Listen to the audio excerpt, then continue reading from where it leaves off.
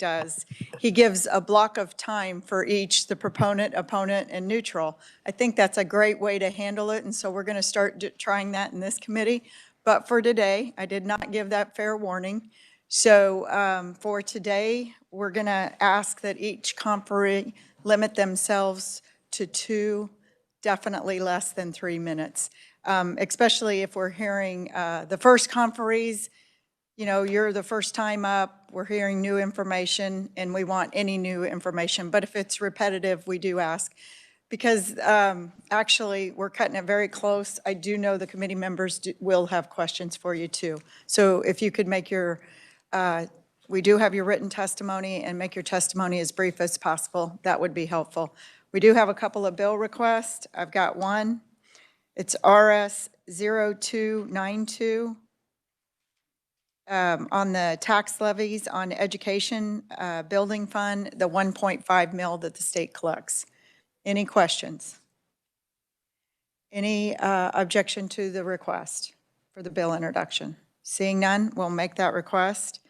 I'm going to go ahead and introduce this second one on behalf of Senator Bowers. It is RS 0058. It is dealing with the meat processing sales tax exemption. Are there any questions? Any objection to the bill request? We'll go ahead and make that request. Michael, would you have another bill request? Welcome to the Tax Committee. Thank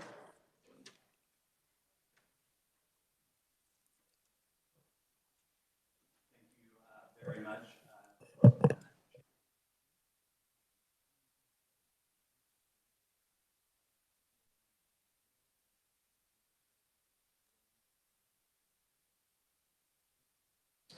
Any questions, committee? Any objection? Seeing none, we'll make that request. Thank you. Committee, let's go ahead and start with the overview on SCR 1603. Amelia?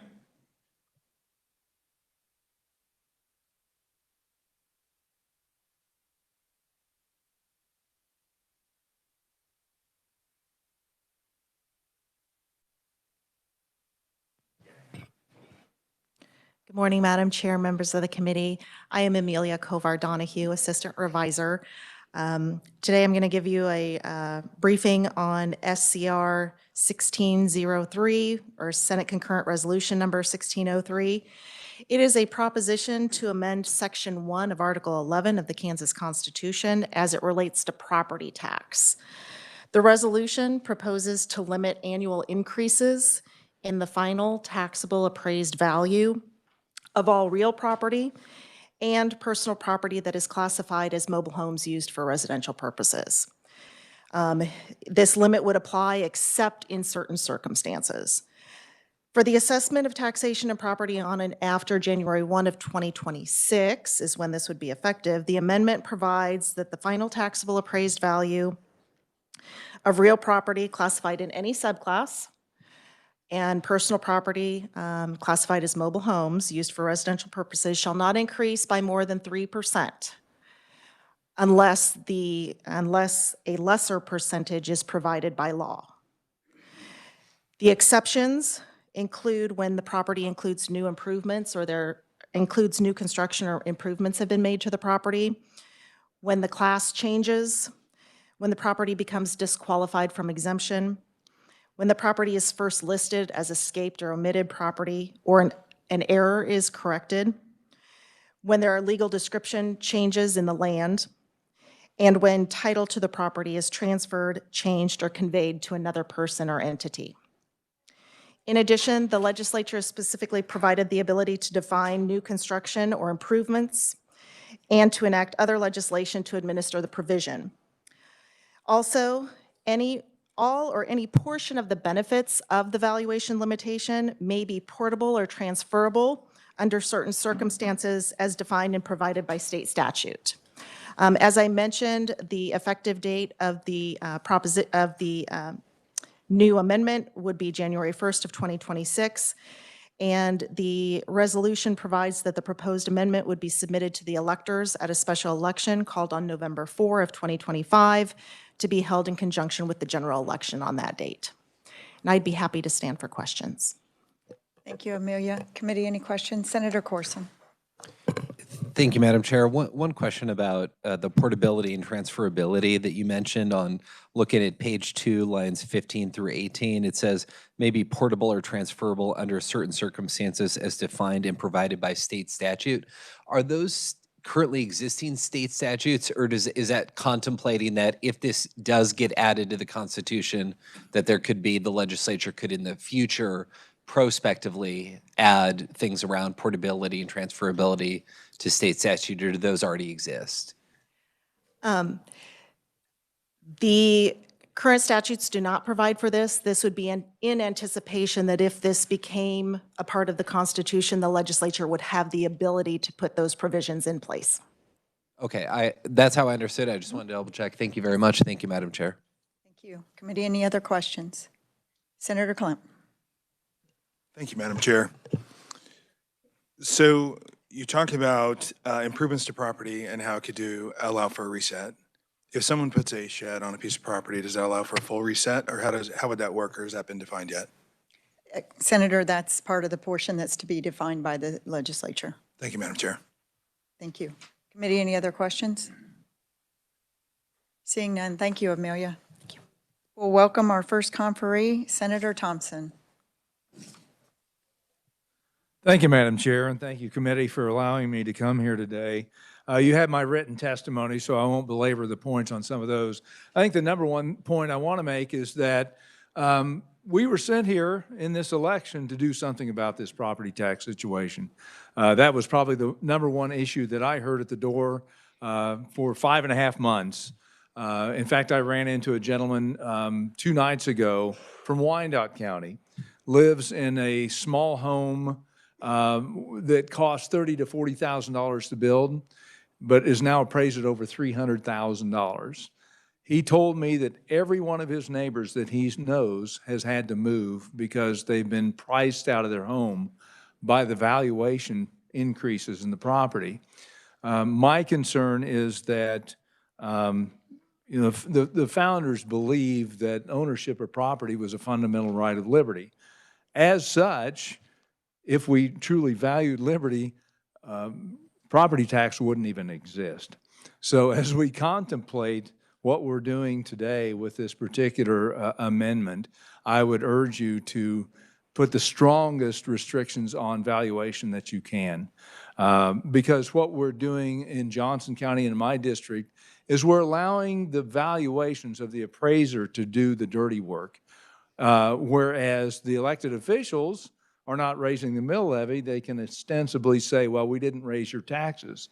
But an unelected appraiser who is making a subjective analysis of your property is increasing what you pay.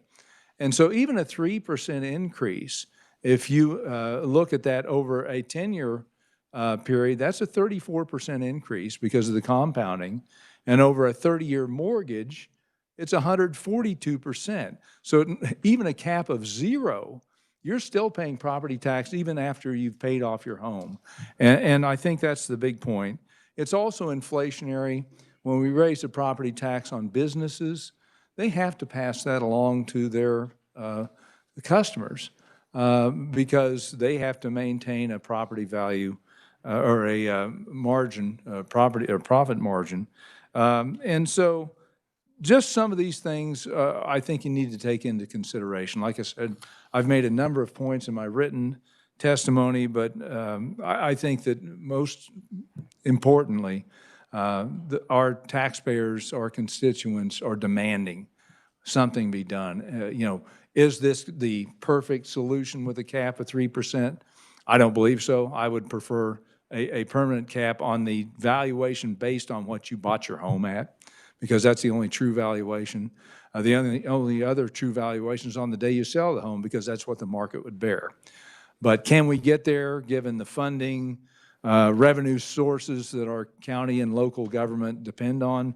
Probably not. So I think this is a very good step. I support the effort. And I'll just leave you with this one little quote from Mark Twain. He said, "The difference between the tax man and the taxidermist is the taxidermist leaves the skin." Thank you, Madam Chair. Thank you, Senator. Would you stand for questions? I certainly will. Thank you. Committee, any questions? Senator Corsi. Thank you, Madam Chair. Thank you for being here, Chairman.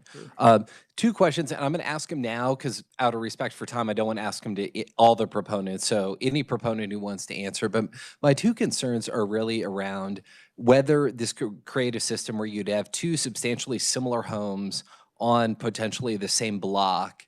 And because of when those homes were purchased, you could have people paying a wildly different amount of property tax. That's my first concern with this proposal.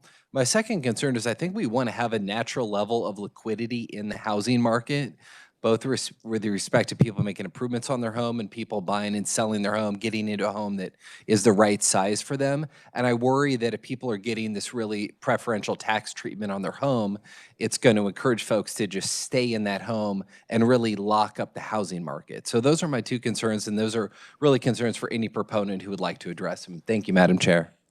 Yeah, certainly. When you purchase a home, you go in eyes wide open. You can go on Zillow and find out how much, a good estimate of what property tax is going to be. That's why I'm a proponent of just taxing it on whatever you purchased it at.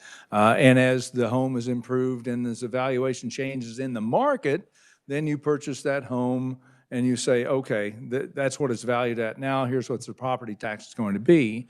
With regard to the second point is that people do want to stay in their homes, particularly older folks who have moved beyond their working years, and they have no other way of compensating for the change in the property tax. That's the biggest problem I'm hearing from a lot of folks. In fact, I ran into a couple who had downsized because they couldn't afford the property tax on their home, so they downsized to a small quadruplex condominium, and the property tax on that was so high they were going to be forced out. And so, do we want government? Is it government's role to maintain liquidity in the property market? I don't think it is. I think people, if they want to stay in their own home, they should be able to do so and have some certainty and confidence that the tax is not going to be so much higher every time that they're going to be forced to make decisions they can't make. And that's what we're doing, particularly to the folks in the retiree market. And we're also placing an impediment to young people from purchasing their first home because they have to add that into the mortgage, and that adds to the PMI and everything else. So it's certainly a difficult decision. There's no doubt about that. But I think to a large extent that government's job is to ensure some equality in the taxation. And I think, like I said, is this far enough? I don't think so. But I think it's probably where we're going to land based on what we've been hearing during the off session. Thank you, Madam Chair.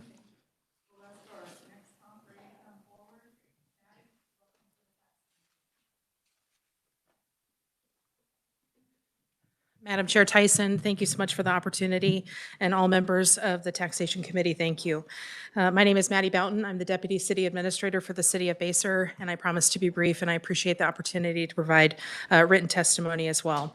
I'd like to introduce two council members that are present, Councilmember Sherry D. Standiford and Vicki McEnroe, who represent the City of Basehor. We're the second fastest growing city in Kansas. Our population has grown by 50% in the last 10 years. Basehor's valuation has increased on average 13% for the last 5 years. The struggle that we face as a city is capturing that growth while also not burdening our existing property owners. So having a cap would allow us to capture the growth and provide those opportunities for services for those homes that require it, while also not burdening our existing property owners. So we stand strongly in support of SCR 1603. Senator Corson, to address your questions, I would say, the same could be said of interest rates. We thought that the home market would cool down with higher interest rates, and they didn't. So we don't see a 3% cap providing any environment where that would slow the market in any way, certainly not in our community. We also are respectful that we're in a unique opportunity. There are certainly cities all across this state that are experiencing population decline. We are very respectful of that.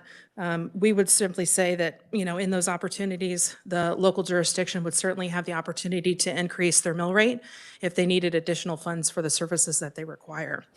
So again, with the City of Basel, we stand in support of SCR 1603, and Madam Chair, I'd be honored to stand for questions. Thank you, Maddie. And I just want to make it clear to everyone. So you would still have an increase in your valuations. Your valuations would go up. You would get that on your form. It does not change that process at all. That's correct. And it does not change any way that any of the current valuations are configured. It would just be a taxable valuation number that would be used to calculate your property taxes. Yes, I ma'am. know you understand that. I just wanted to make it clear for everyone. Thank you, Madam Chair. And if I may, at the City of Basel, the majority of our 13% increase is due to new homes. And so we struggle making sure that we collect the appropriate amount of property taxes for the services that those new homes require without burdening our existing property owners. Under the current property tax calculation formula, that opportunity is not afforded to us as a local taxing jurisdiction. Thank you, Maddie. Thank you. Committee, any questions? Seeing none, thank you. Thank you. Linnell, welcome to the Tax Committee. Thank you. Good morning. Thank you, Madam Chair. Thank you, committee, for hearing my testimony. I'm Linnell Griffith. I live in Topeka, Kansas, and I guess I'm just representing grassroots unpaid activists. And I am, of course, in favor of SCR 1603. We must rein in those valuation increases. This is a step in the right direction. I want to mention the revenue neutral rate hearings were also a step in the right direction. They're just not quite enough. There's a lot of meetings to attend. When I get my R&R notice, there's 10 different taxing entities for me. I hit all the meetings that I possibly can, but it's very difficult as a citizen to hit them all. And then when I do go to those meetings, which is good, we have those meetings, that transparency, people beg and plead with their local elected officials. I've heard stories of can't afford medicine, food, I'm taxed out of my homes, and it is heartbreaking. A lot of elderly and disabled people are facing this because of the increased property taxes. And then the elected officials at the local level, I've never seen them not go beyond revenue neutral. They listen and then they raise it, then people kind of forget about it because it was a room full of people. And then there we are again. And then they, like it's been said before, hide behind the statement, we didn't raise the mill levy because they didn't need to, because it went up and the valuation increases.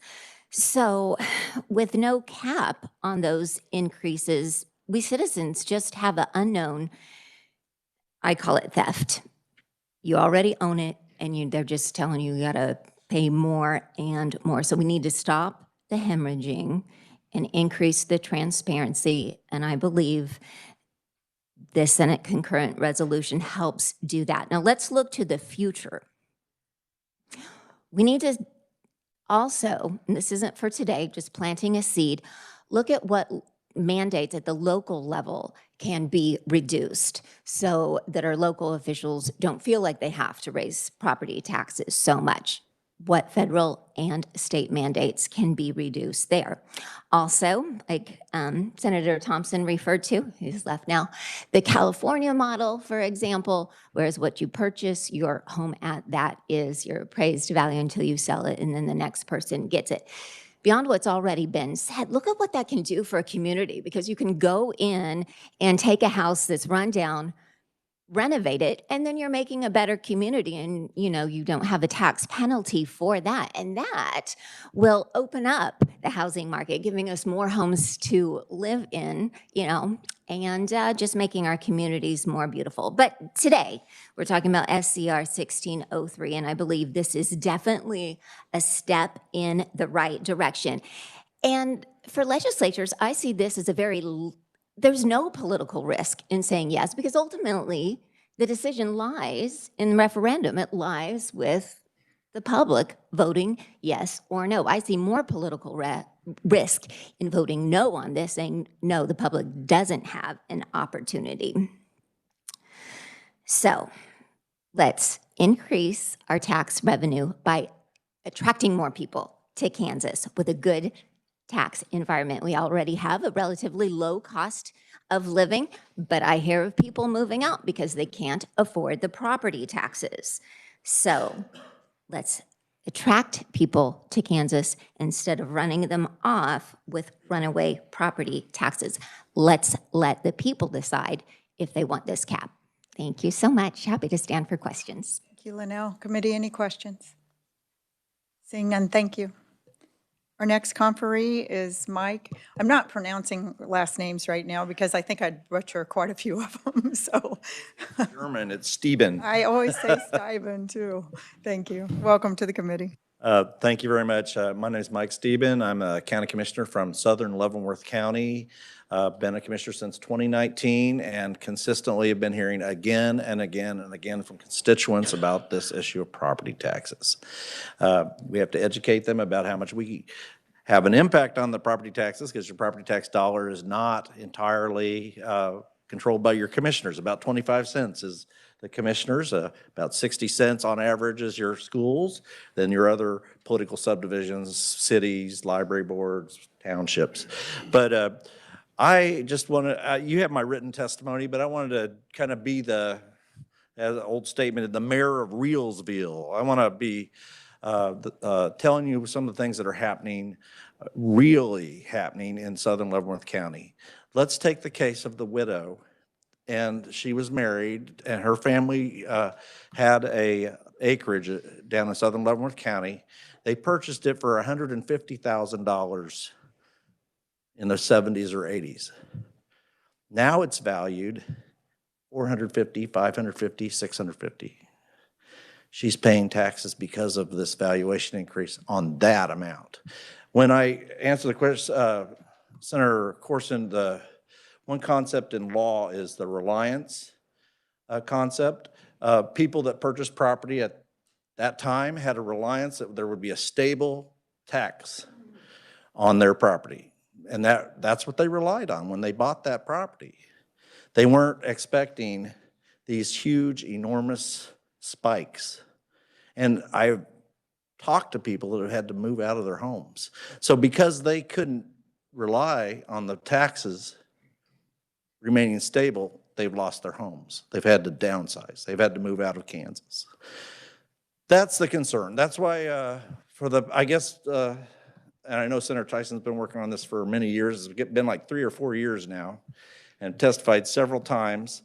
But if we can just consider the folks back home, and I know maybe you guys don't hear from them as much as a county commissioner because when they get their tax bill, it says Leavenworth County. It doesn't address the legislators. And but I know that we just came through an election. I've heard that people have been hearing, it's bubbling up, and people are hearing that this is the #1 issue. I just did a legislative newsletter with a survey. 100% of the return surveys indicate from my constituents that property taxes is the #1 issue. So if you can help cap this, 26 states have a cap of some kind. Why not Kansas? And to be clear on that, it's an assessment limit. Yeah. The 26 states, you said? Yeah. Okay. And it's some version. There are different versions in the different states. But so and you can read my testimony. It has the percentages that the increases have been in Leavenworth County and it's been double digits on a number of occasions, and it's really affecting our folks, and really would appreciate if you could get this on the ballot and we could get it passed. Thank you, Commissioner. Committee, any questions? Thanks. I would especially like to welcome Senator Klemp. Senator Klemp has a good representation from the conferees today. Well, welcome to the committee, Dave.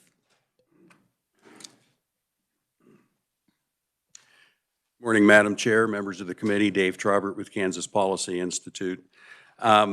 I want to draw your attention first to this handout that was with my testimony. At the top of the page is a table showing how assessed values and property taxes have changed by classification since 1997. Now, this only goes to 23 because the 24 numbers haven't been released yet. That should be out soon. But if you look in the tax dollar column, you see that taxes on residential properties has increased 342% since 1997.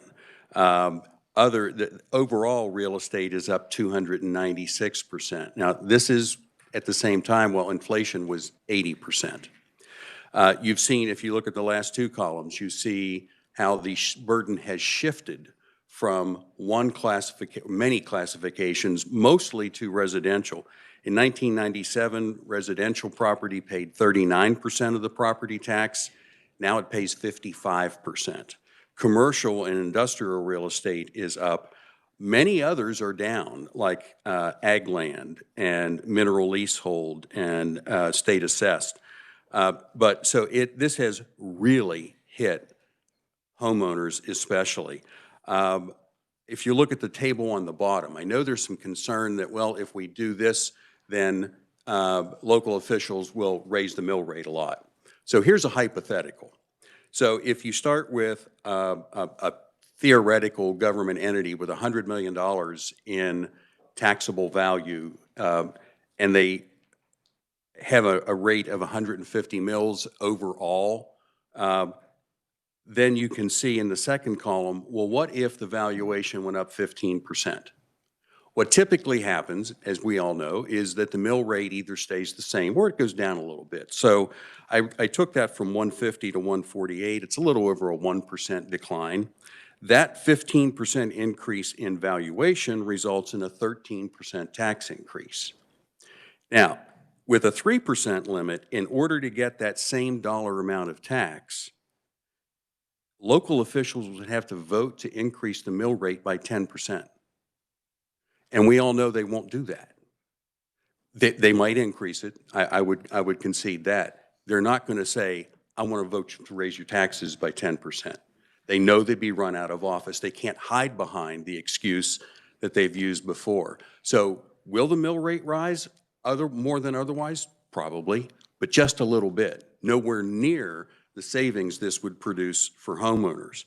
In my testimony also, there is a table that shows the 2-year valuation increases in many counties.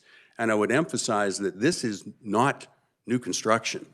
These are the increases, according to the Department of Revenue, on existing homes. So you see in this, again, just 22 and 23, Lynn County, a 44% increase. Anderson County, 42. Rooks and Wyandotte, 41%. There are many counties here that have had more than 25% increase in existing home values in just 2 years. I'd also note that most of those counties have lost population. So we can't say that these valuation increases are because of increased demand. At the bottom of my testimony is a table that I think is just as important as how much taxes have gone up. And that shows overwhelming voter support for this very specific initiative. We conducted a public opinion poll in December that asked, it said the state constitution should be changed to limit annual increases in appraised values rather than appraising property at fair market value.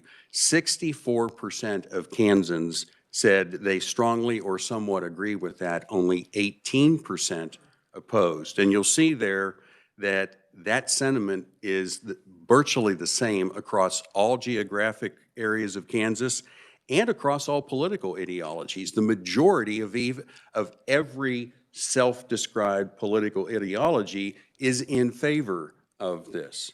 Now, I know there's concerns. The Tax Foundation and there's been another one raised here, a similar thing. Yes, you would have the potential for two houses next to each other being substantially the same, but one is paying a higher tax. That's there. What we have to look at, though, here is we can't let the perfect be the enemy of the good. If there's anything that comes before a legislative committee, there's bound to be some concerns. We have to balance those concerns.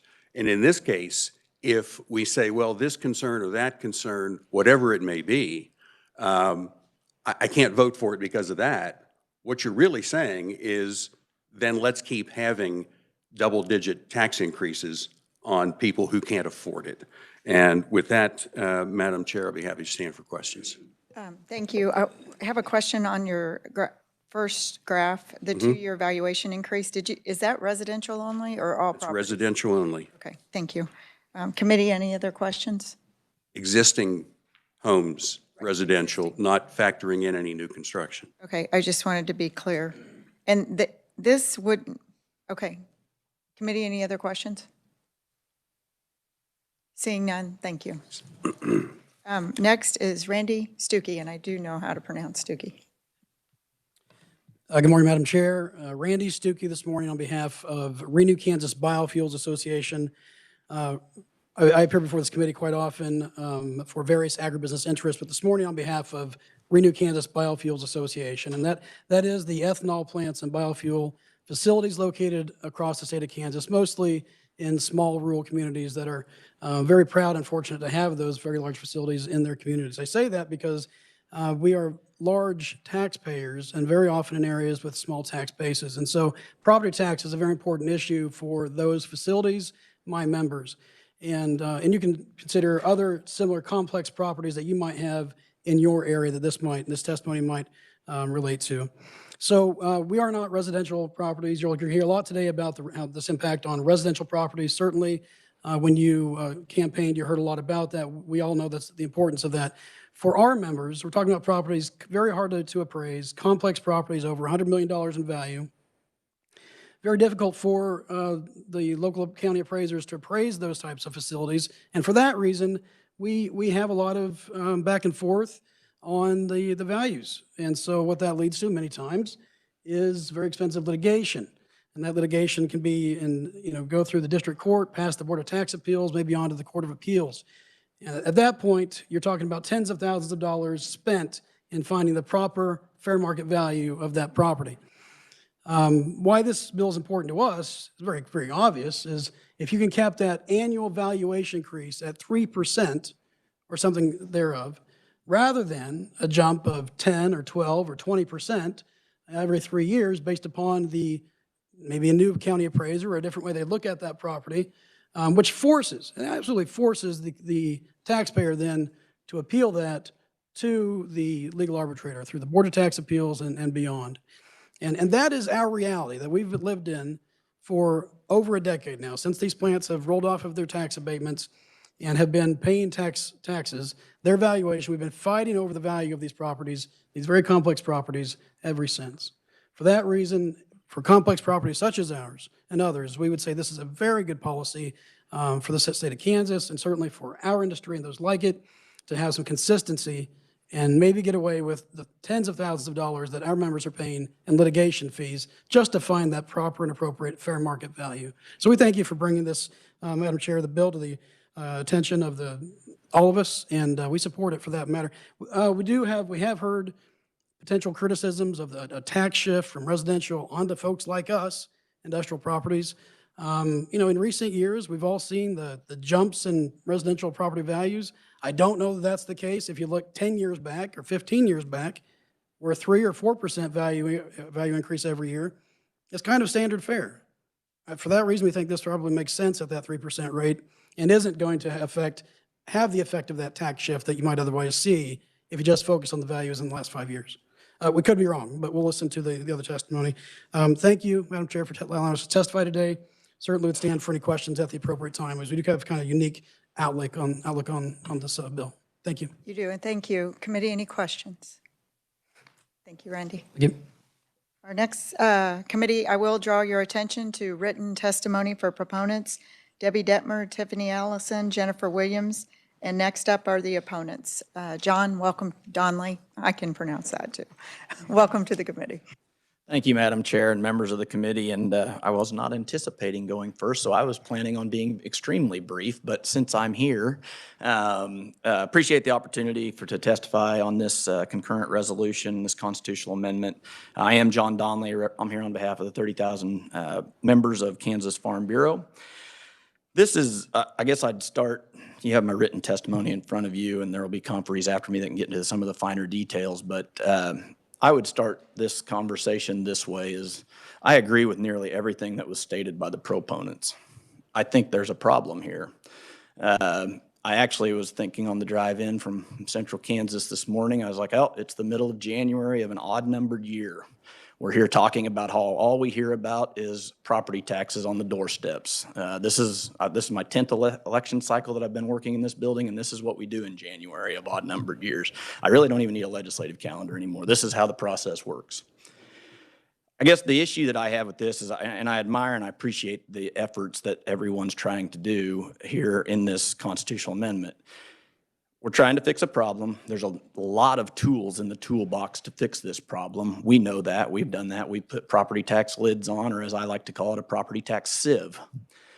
We then realized, oh, that's not working, so we went to revenue neutral rate hearings. We supported that. We supported the lid. I will tell you the reason I'm here actually is because at the end of the session last year, there was a proposal to lower property taxes that all of you voted for, not all of you, but a majority of you voted for and sent to the governor's desk, and it was vetoed. But the process of getting that into the final tax package was extremely frustrating. The pushback that we were getting from all of the same people that wanted to lower property tax rates, the people that say we're allowing appraisals to do our dirty work at the local units of government. There's an old adage I like to tell my children when they're pointing their fingers at each other is how many fingers are pointing back at you.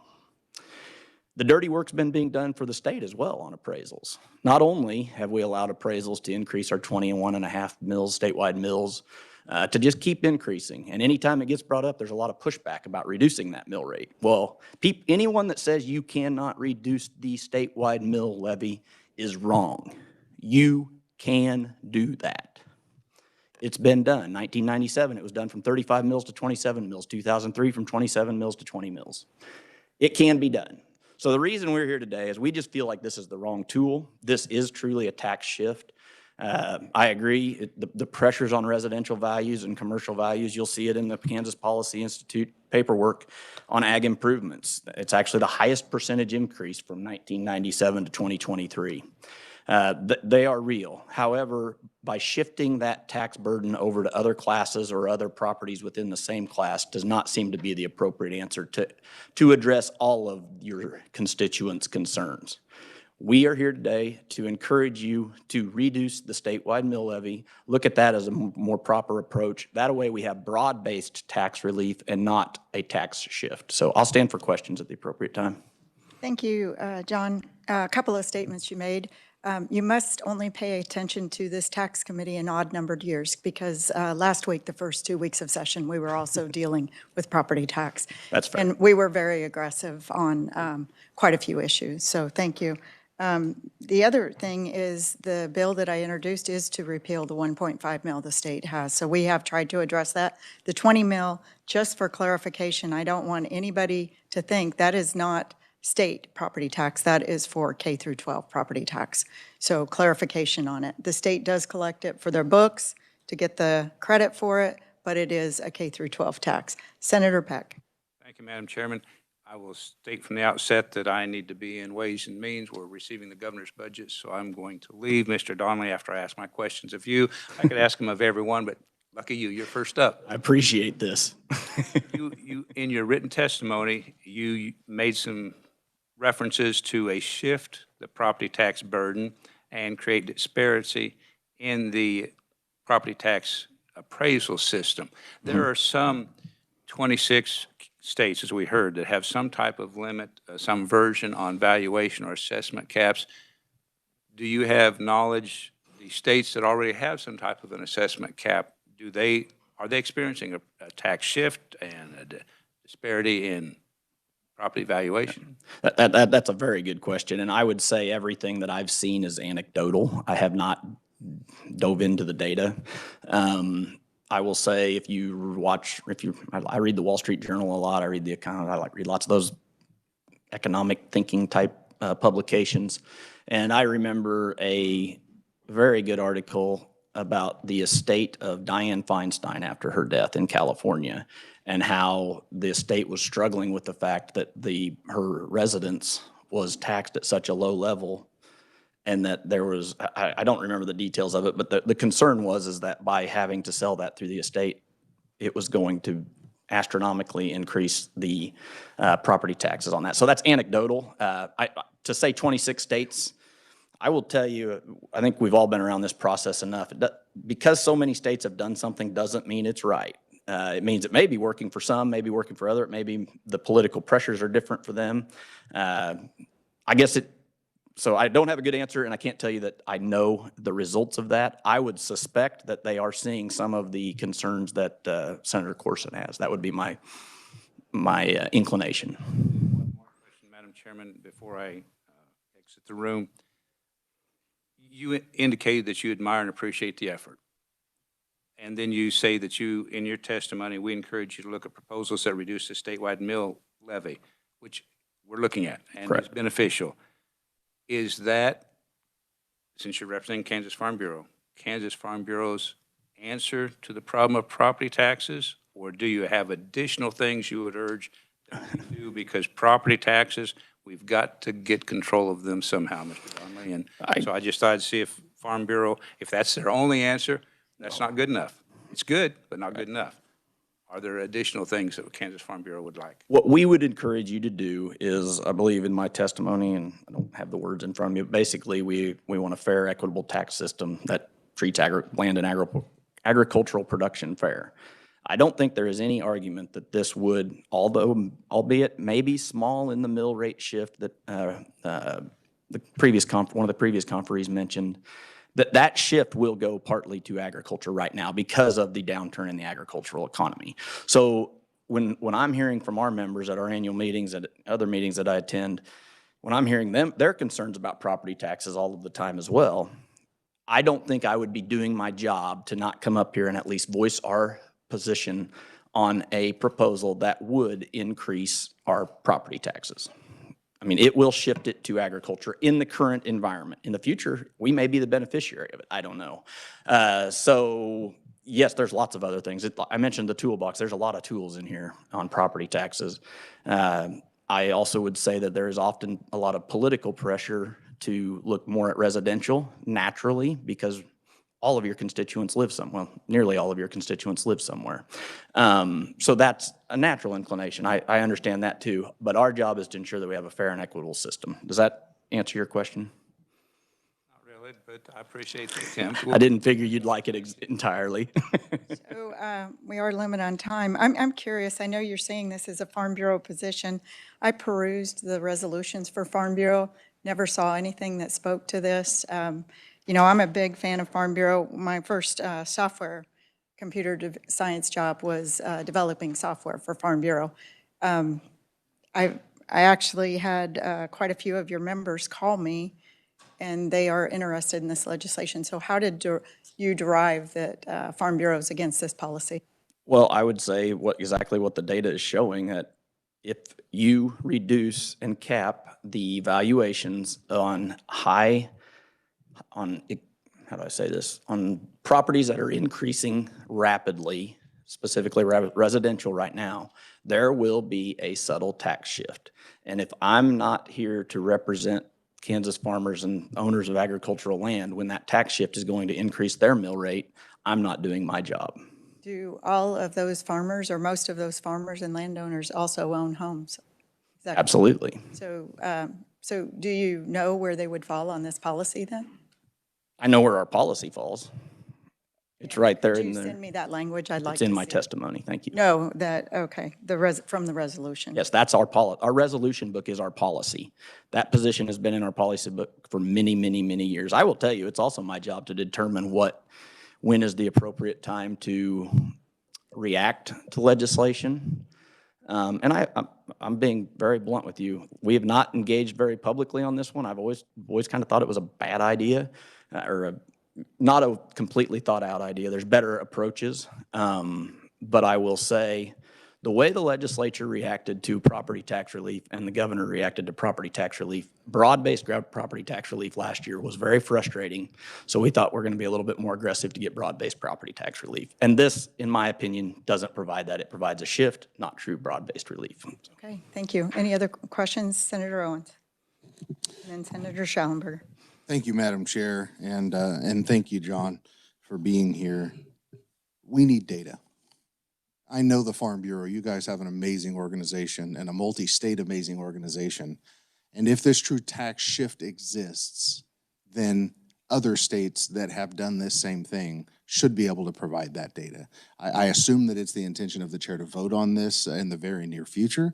If you could reach out to those other state organizations and provide me and provide us with data showing that. I understand that I can at least respect the concern that you have. I see this as hard and fast data, right? And I trust what the Kansas Policy Institute puts out in their data. I would assume if the shift exists, Farm Bureau and other states should be able to provide the same. According to Policy Institute, we've seen that actual ag land decrease over the last 30 years in total tax dollars as a percentage of total. So again, I just want to reiterate, I understand your concern about a shift. Prove it to me. Okay. No, I appreciate that. And I actually appreciate this data as well because this data shows the shift. Since those rapidly increasing valuations will be capped, agricultural land, due to the nature of its appraisal, will not be, and due to the nature of the economy, the agricultural economy, we don't see those 3% jumps very often. I will tell you, 7 years ago, we were seeing 12% increases, sometimes 20, 30% increases. But the agricultural economy and the profit being made off that land at that time was higher as well. We didn't come here and seek this type of an effort at that point. So I hope you understand what I'm saying. And let me back up. There's also conferees after me that have some data. That's why I thought I signed up late enough to be like third.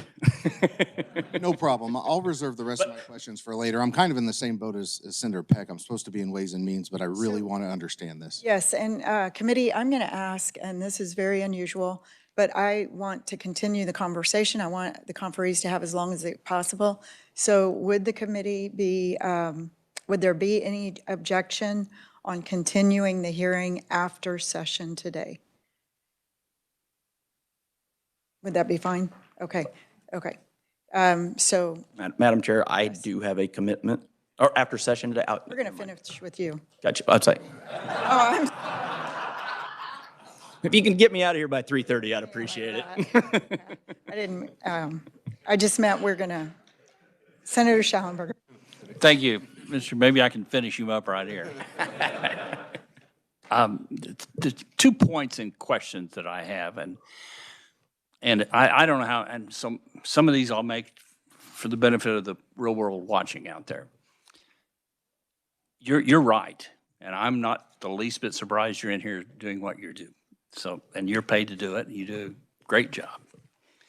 But we're not dealing with apples and apples here. A homeowner's tax is based on market value. And real estate land and ag land is nothing near. I mean, $1 million commercial property and $1 million piece of land, the taxes are vastly different. So apples and apples, that's not the same thing. Ag, if my understanding is right, you have a rolling average. And isn't this, in essence, saying to the homeowner, look, you can't go way up this year, maybe not go up for 3 years, go way up next year, because a homeowner can't decide to not sell corn this year and sell it next year, or to sell more widgets this year and next year, or put their inventory on sale this year. They can't do that, but you can. And you're not paying on your inventories, you're not paying on the crops, so you have a way, and I'm not picking on farmers, I'm just saying, doesn't this kind of give a rolling average to the homeowner?